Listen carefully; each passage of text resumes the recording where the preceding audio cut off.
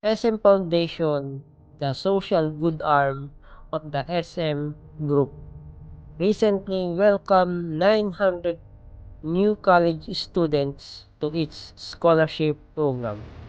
Following the main awarding ceremony at SMX Convention Center on July 20, SM Foundation held regional ceremonies across the country to honor scholars in their home communities. Among these was the ceremony at SM City Cabanatuan on August 11, where scholars from Nueva Ecija received their awards alongside family members and peers from their region. The scholarship provides full tuition coverage, monthly allowances, and access to various activities and opportunities designed to support academic and professional development.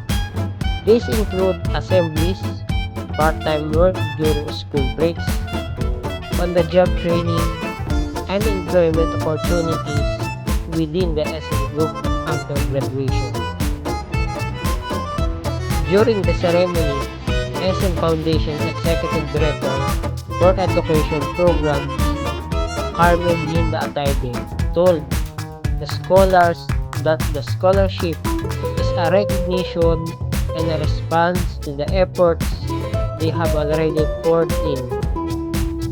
The scholarship program, established in 1993 by SM Group founder Henry C. Sr., aims to make education accessible and to support the development of future professionals through structured support and long-term opportunities, enabling scholars to uplift their families and contribute meaningfully to their communities.